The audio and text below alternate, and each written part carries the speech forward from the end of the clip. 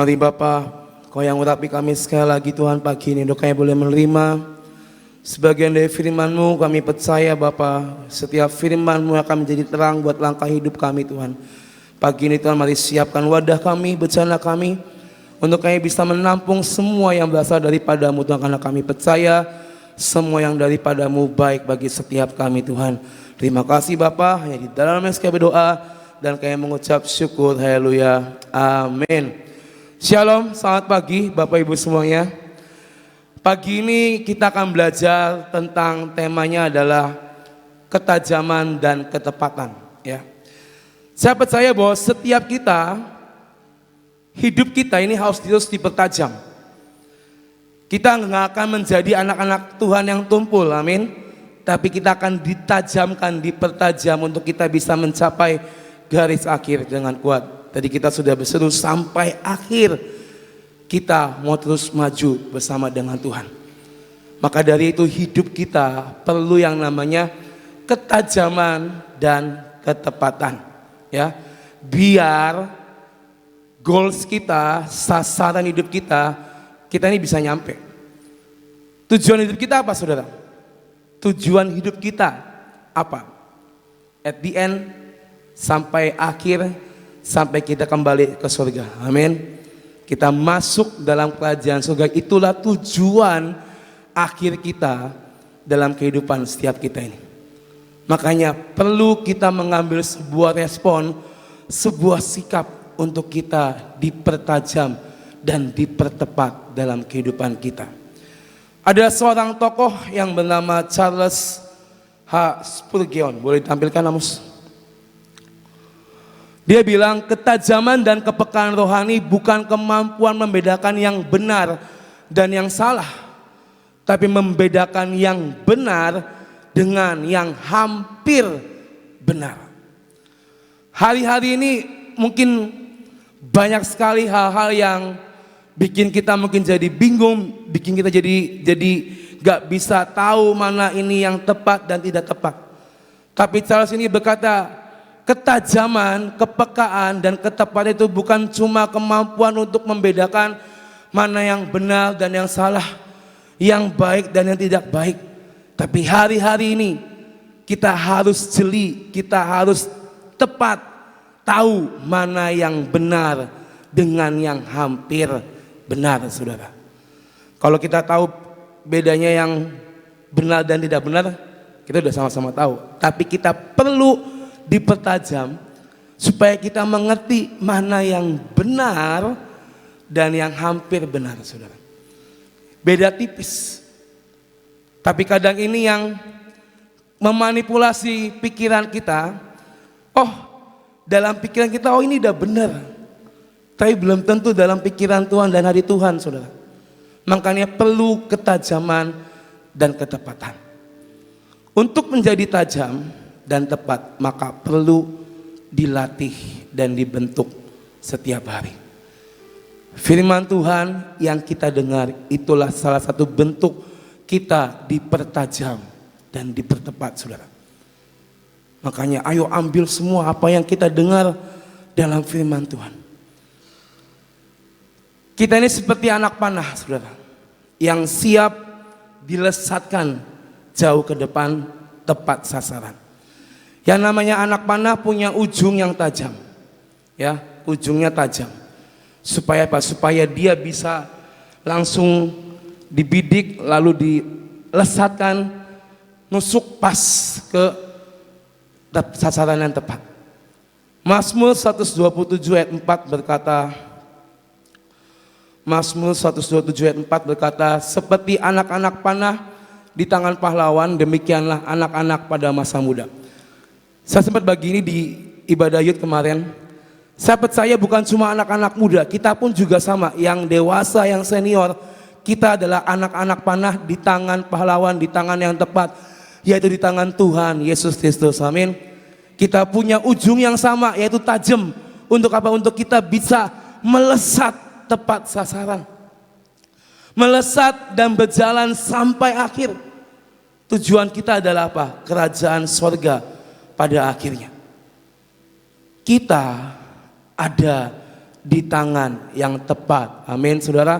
Saya, Bapak Ibu, saudara semuanya ada di tangan yang tepat. Makanya ayo kita harus tahu betul bahwa kita harus dipertajam dan dipertepat. Punya ketajaman dan ketepatan seperti anak-anak panah yang siap dilesatkan untuk meluncur kepada sasaran yang tepat. Anak panah berarti harus siap apa? Diluruskan dan ditajamkan, ya. Yang namanya anak panah berarti kan siap, harus lurus dong. Nggak mungkin misalnya sasarannya adalah kamera di depan saya, ya kan? Nggak mungkin saya melenceng ke sini, nanti kena orang. Nggak mungkin saya melenceng ke sana, nanti kena Om Cece di pilar, ya kan? Sasarannya di depan saya, berarti harus diluruskan dan ditajamkan pandangannya dan juga semuanya. Biar nanti ketika saya lepas busur panahnya tepat menuju sasaran. Artinya apa? Tetap kita jaga hati, tetap lurus di hadapan Tuhan, dan firman-Nya yang tadi saya katakan akan menajamkan setiap kita. Amin. Lalu yang namanya anak panah berarti mau diarahkan, nggak jalan sendiri-sendiri, tidak jalan semaunya kita sendiri, tapi kita harus diarahkan, ya. Tuhan akan memegang tangan kita dan menuntun kita, mengarahkan kita di jalan yang tepat. Tapi pertanyaannya, kita lebih milih apa yang mungkin Google Maps tawarkan, Waze tawarkan, akhirnya kita melenceng dari jalan Tuhan, atau kita mau diarahkan, ya, kita dipertajam pendengarannya, kita dengar suara Tuhan, Tuhan akan mengarahkan setiap kita. Itu anak panah. Lalu yang namanya anak panah berarti apa? Harus diseimbangkan, saudara. Gak mungkin saya pegang panah dan busurnya itu dan anak panah itu saya nggak seimbang tangannya. Goyang, ya kan, atau mungkin agak ke bawah atau mungkin agak ke atas. Saya tahu sasarannya di depan sana. Berarti saya harus seimbangkan tangan saya supaya tepat. Berarti apa? Kehidupan jasmani dan rohani kita harus tetap dijaga. Banyak saya jumpai di anak-anak muda ini kadang terbuai dengan siklus pelayanan, saudara. Jadi saya nggak melarang mereka untuk on fire dan melayani, saya senang. Tapi kadang itu menjadi bumerang buat mereka dan mereka melupakan rumah mereka, bahkan melupakan kewajiban mereka sebagai anak-anak di rumah.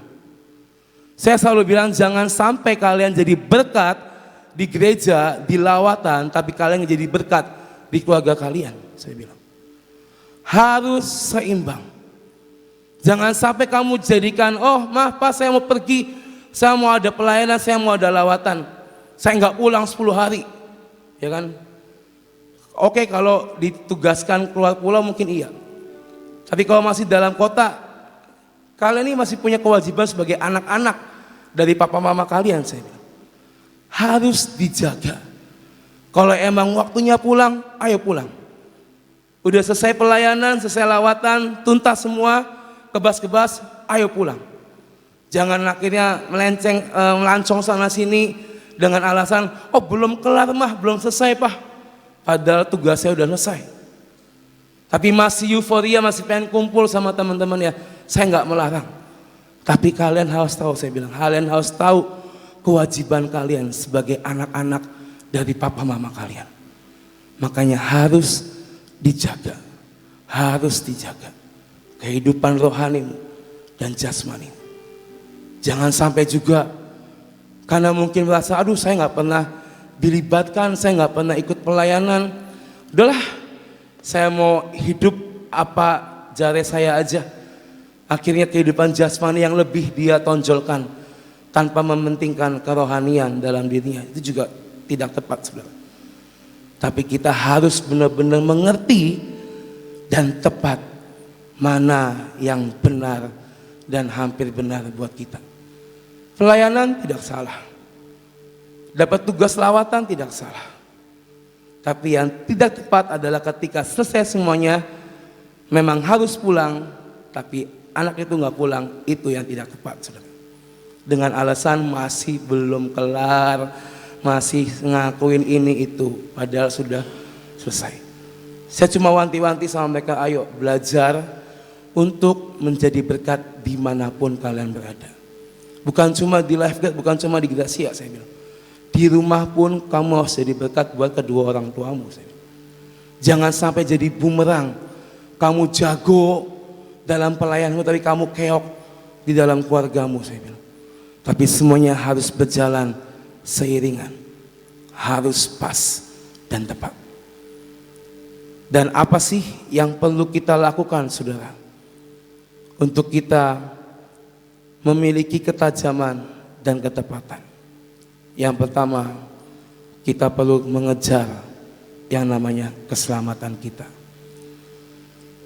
Kita kejar apa yang menjadi tujuan akhir kita, yaitu Yesus Kristus. Dikatakan Yohanes 14 ayat 6, kata Yesus kepadanya, akulah jalan dan kebenaran dan hidup. Tidak ada seorang pun yang datang kepada Bapa kalau tidak melalui aku. Saya ulang, kata Yesus kepada kita semua hari ini, Yesuslah jalan kebenaran dan hidup. Tidak ada seorang pun dari kita yang bisa datang kepada Bapa yang di surga kalau kita tidak melalui Yesus Kristus Tuhan. Artinya apa? Sampai kapanpun kita tetap kejar yang namanya Yesus di hidup kita. Kita kejar keselamatan kita. Sering dikatakan kita ini masuk surga nggak gandeng-gandengan, masing-masing, saudara. Even kita satu kelompok di tempat ini, tapi nanti at the end kita punya masing-masing di dalam kerajaan surga.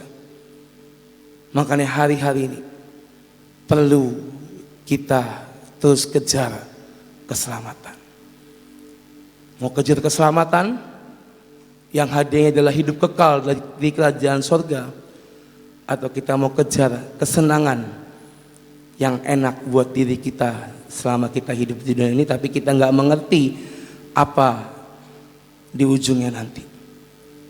Ibrani 6 ayat 7 sampai 8 berkata, sebab tanah yang menghisap air hujan yang turun, yang sering turun ke atasnya, dan yang menghasilkan tumbuh-tumbuhan yang berguna bagi mereka yang mengerjakannya, menerima berkat dari Allah. Ayat 8, tetapi jikalau tanah itu menghasilkan semak duri dan rumput duri, tidaklah ia berguna dan sudah dekat pada kutuk yang berakhir dengan pembakaran. Artinya apa? Air hujan seperti firman Tuhan yang dihujankan pada setiap kita setiap pagi di tempat ini. Amin. PW, PD, PA, Komsel. Firman Tuhan itu kayak air hujan yang terus turun dalam hidup kita. Dan tanah berbicara adalah apa? Tentang kita sebagai umat-umat Tuhan. Kalau kita dihujani di tanah kita, ya, tanah yang tepat, maka akan bertumbuh firman Tuhan dalam kehidupan kita. Karena kita mau mengejar hidup yang kekal, keselamatan kita. Tapi kalau kita cuek, kita meninggalkan Tuhan, seperti yang ayat 8 katakan, maka semuanya itu tidak akan berguna dan berakhir dengan pembakaran. Pilihan di tangan kita semua, Bapak Ibu Saudara. Kejar keselamatan, kejar Tuhan kita. Karena dikatakan tidak ada yang bisa datang kepada Bapa yang di surga kalau tidak melalui Yesus Kristus Tuhan. Hari ini ayo kita mau punya ketajaman, kita mau punya ketepatan, mari kejar keselamatan kita. Yang kedua, kejar keintiman sama Tuhan. Kita ini adalah kota mempelai, panggilan mempelai. Yang sudah harga wajibnya adalah kita harus punya keintiman sama Tuhan. Amin. Gak mungkin seorang mempelai gak punya keintiman sama Tuhan. Harus punya keintiman sama Tuhan. Untuk mencapai poin yang pertama tadi, untuk mencapai keselamatan kita, perlu yang namanya intimate relationship dengan Tuhan. Tujuannya apa sih?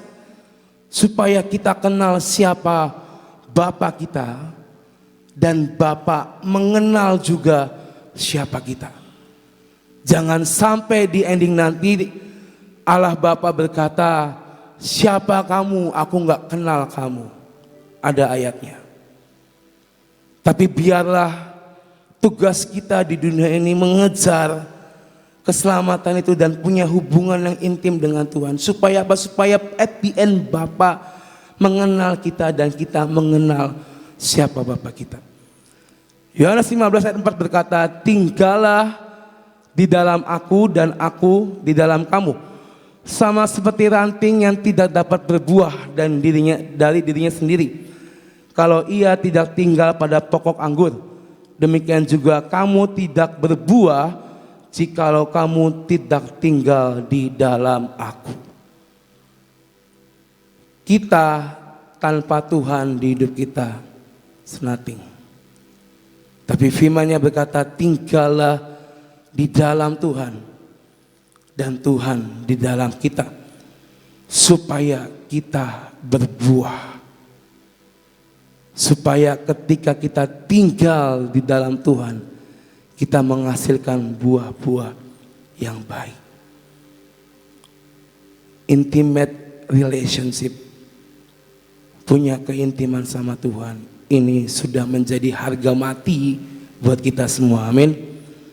Makanya kenapa diajarkan saat teduh, diajarkan untuk baca firman setiap hari, berdoa setiap hari, karena inilah yang akan membuat kita punya hubungan sama Tuhan.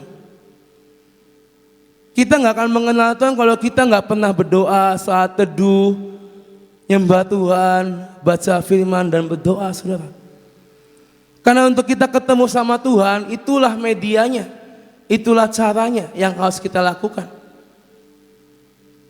Jangan sampai kita menjadi anak-anak Tuhan yang serakah, yang gak mau ngelakuin semuanya, tapi kita hanya mau menerima yang baik dari Tuhan. Kadang kita nyalain Tuhan dengan segala keadaan di hidup kita. Jangan salahkan Tuhan karena kamu aja gak pernah datang sama Tuhan. Jangan salahkan Tuhan kalau mungkin kamu belum dapat berkat, ya karena kamu aja gak pernah saat teduh, gak pernah baca Alkitab, gak pernah doa sama Tuhan. Ini poin yang penting yang harus kita lakukan. Kejar keselamatan, kejar keintiman sama Tuhan. Ini yang harus kita miliki untuk kita punya ketajaman dan ketepatan di dalam Tuhan. Tapi saudara, tetap kita harus waspada di hidup kita. Ketika kita lagi mau gaspol, kita lagi ngejar Tuhan, kita lagi mau bangun keintiman sama Tuhan, kita lagi on fire, hati-hati, tetap hati-hati. Karena iblis tuh gak suka ngelihat anak-anak Tuhan yang gaspol. Iblis gak suka lihat anak-anak Tuhan yang on fire, maju di dalam Tuhan. Iblis akan dengan segala cara membuat kita jadi anak-anak panah yang tumpul, bukan tajam. Gimana caranya? Si A, si B, si C nggak lagi baca Alkitab, nggak lagi saat teduh. Dia akan lancarkan strateginya mungkin dengan keasikan main game, keasikan nonton film dan segala macam. Itu yang membuat akan menjadi tumpul, sudah. Hati-hati. Karena apa? Karena iblis akan terus mengusik kita, anak-anak Tuhan yang mau gaspol sama Tuhan. Caranya apa? Banyak hal. Kegagalan, trauma, ketakutan. Setiap orang mungkin pernah ngalamin hal ini. Dan ini yang akan iblis serang di hidup kita, supaya kita ingat-ingat lagi kegagalan kita. Kita lagi lari cepat, tiba-tiba oh ya, saya dulu pernah salah, saya dulu pernah gagal, saya trauma, saya takut. Akhirnya yang tadinya lagi lari kencang, tiba-tiba ngerem, berhenti, mikir. Iya ya, saya pernah gagal. Iya ya, saya takut, saya trauma. Hal-hal seperti itu yang akan membuat mental kita jatuh, saudara. Tapi Tuhan nggak pernah ngasih kita roh ketakutan. Amin. Dia kasih kita roh keberanian di hidup kita. Mazmur 145 ayat 14 berkata, Tuhan itu penopang bagi semua orang yang jatuh dan penegak bagi semua orang yang tertunduk. Kita pernah jatuh, ada Tuhan yang menopang kita. Kita tertunduk mungkin dalam kegagalan, dalam trauma, dalam kesalahan, dalam ketakutan, apapun itu. Ada Tuhan sebagai penegak di hidup kita. Jangan takut lagi saudara. Sekali Yesus, selamanya Yesus di hidup kita, amin. Dia Tuhan yang tidak akan pernah membiarkan kita jatuh sampai tergeletak. Tapi dia akan menopang hidup kita. Dia akan menjadi penegak bagi setiap kita. Kita mungkin pernah ngalamin mukjizat, itulah contohnya saudara. Kita ngalamin pertolongan Tuhan, itulah contohnya sudah ada. Dia sebagai penopang dan penegak di hidup kita.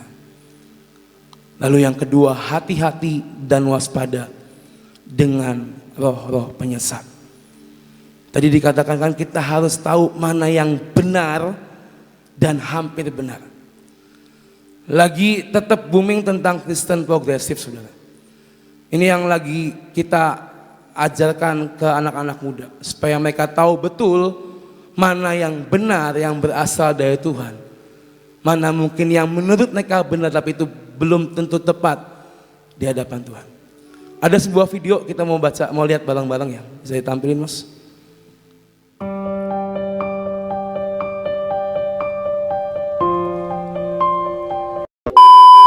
Percaya pada Yesus itulah untungku.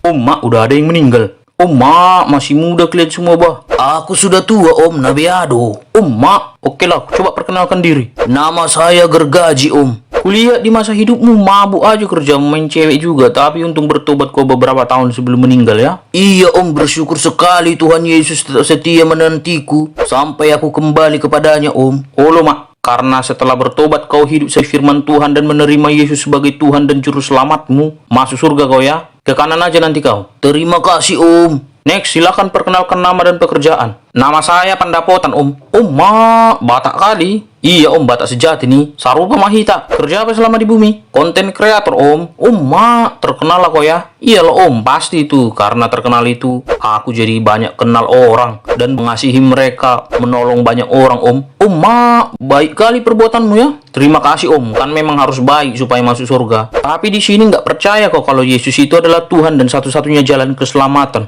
Iya om, kata temanku yang pendeta nggak harus percaya Yesus bisa selamat, asalkan berbuat baik dan mengasihi semua orang om. Katanya karena Tuhan nggak mungkin menghukum orang baik hanya karena dia tidak mengakui Yesus sebagai Tuhan dan Juru Selamat om. Oh, masuk neraka kau? Kok gitu om? Masuk neraka kau? Kenapa om? Udahlah masuk aja kau ke neraka sana. Tapi om, saya lalap. Majul masuk ngono. Om, mak. Yang lucu ya, simple tapi mengena. Dua orang yang berbeda, yang satu semasa hidupnya dia berbuat dosa, ya kan, ngelakuin semua apa yang iblis tawarkan dan dia menerimanya. Sampai pada akhirnya ada panggilan Tuhan yang membuat dia bertobat, meninggalkan hidupnya yang lama, menerima Yesus sebagai juru selamat.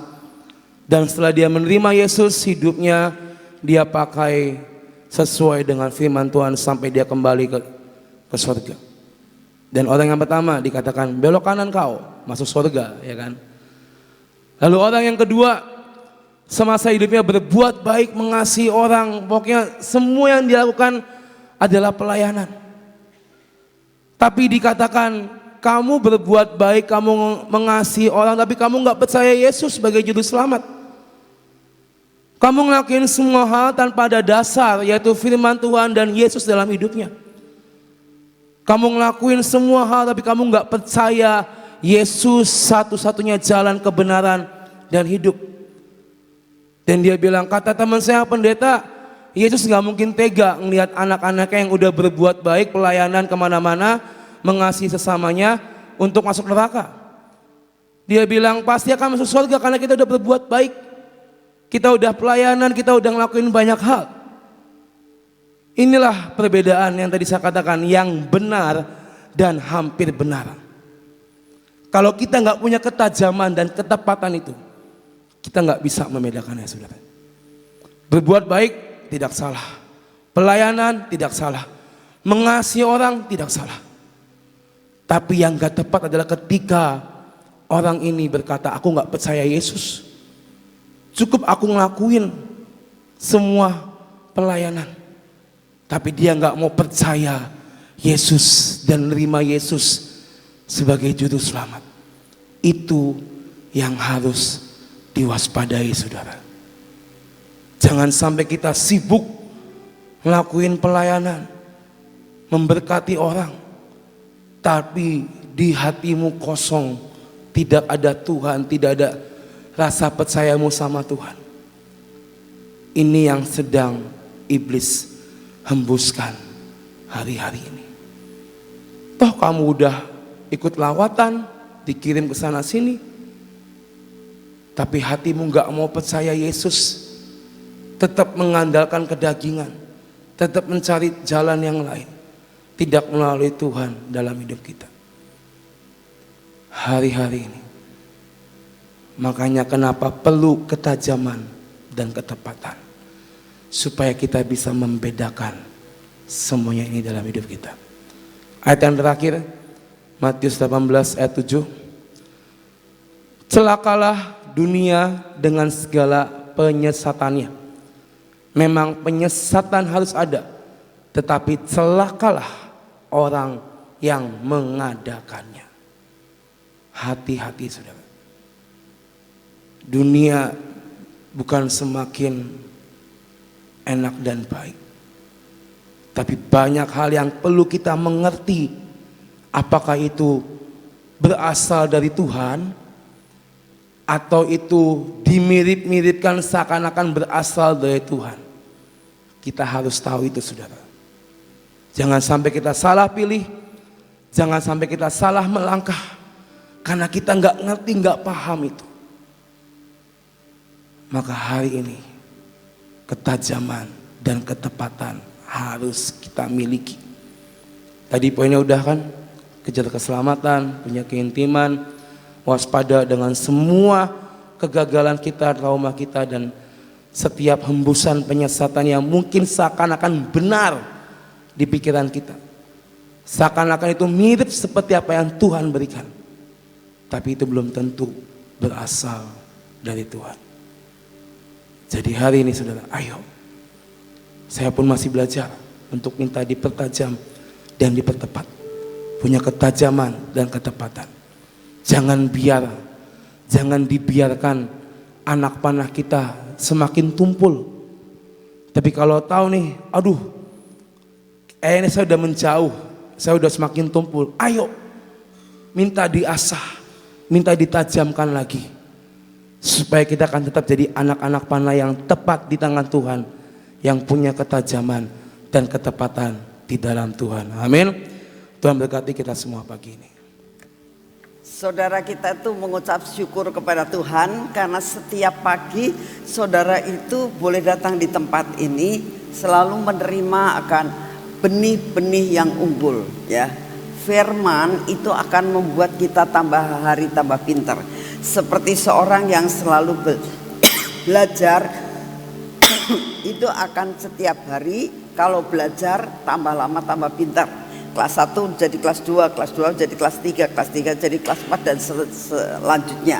Dan hari ini kita mendapatkan suatu benih tentang ketajaman dan ketepatan.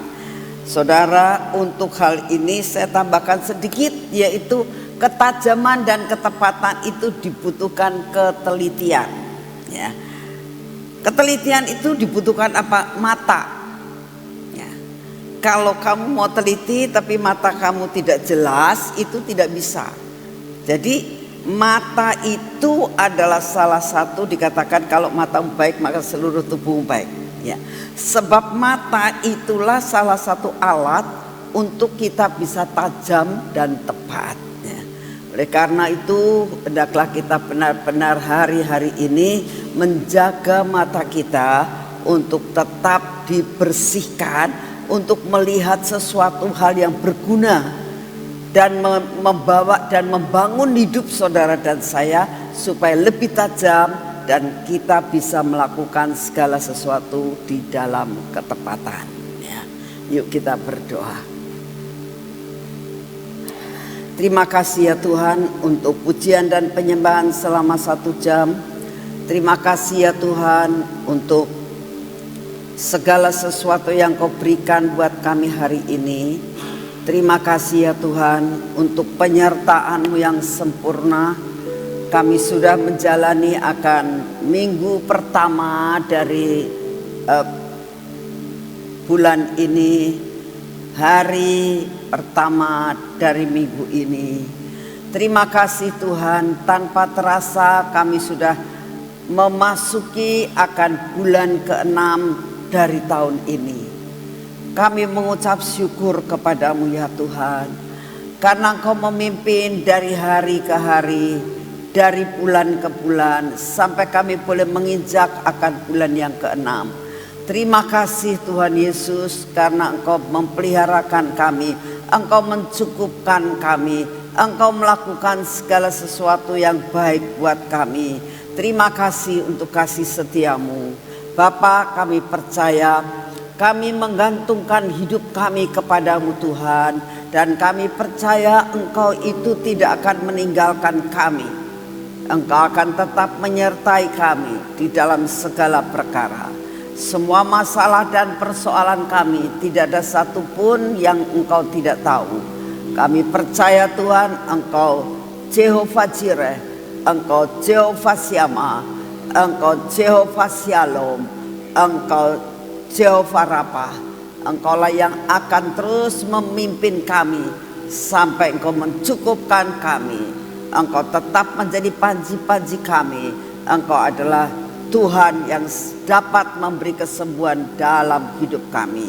Terima kasih Tuhan Yesus untuk semua dan semuanya ini. Bapak, kami tetap akan berdoa untuk lawatan Tuhan. Betapa rindunya kami melihat bahwa lawatan terjadi di Indonesia, lawatan terjadi di semua pulau-pulau, lawatan terjadi di semua benua. Tuhan, sampai semua rencanamu jadi, bahwa firman-Mu sampai ke ujung bumi. Terima kasih Tuhan, karena kalau hal ini terjadi, kedatangan-Mu cepat akan datang dan menjemput kami. Terima kasih untuk semuanya. Kami juga tetap berdoa untuk keadaan negara dan bangsa kami saat-saat ini ya Tuhan. Kami minta di dalam nama-Mu, pemimpin-pemimpin yang baru Tuhan. Engkau sendiri yang ikut ambil bagian di dalam pemilihan ini Tuhan. Baik pemilihan RT, RW, lurah, camat Tuhan, sampai ke wali kota, sampai ke bupati Tuhan. Biarlah Engkau yang akan menolong sampai kepada gubernur Tuhan, sampai kepada para menteri dan pembentukan kabinet baru. Kami minta di dalam nama-Mu, Engkau turun tangan dan melakukan yang terbaik Tuhan. Karena kami percaya bahwa kuasa-Mu lah yang akan melakukan segala sesuatu.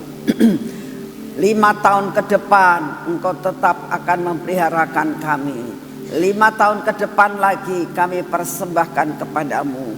Karena kami percaya Tuhan, Indonesia ada di dalam kontrol daripadamu. Terima kasih untuk kasih setiamu. Bapak, kami juga berdoa saat ini. Berikan kepada kami daya tahan tubuh yang baik, daya tahan tubuh yang baru yang daripadamu, untuk menanggulangi akan segala sesuatu virus-virus yang ada di sekitar kami.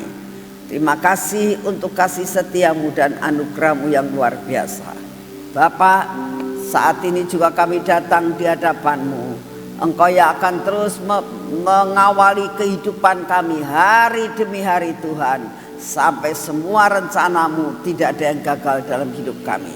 Dalam nama Tuhan Yesus, mari kita masuk dalam pengurapan.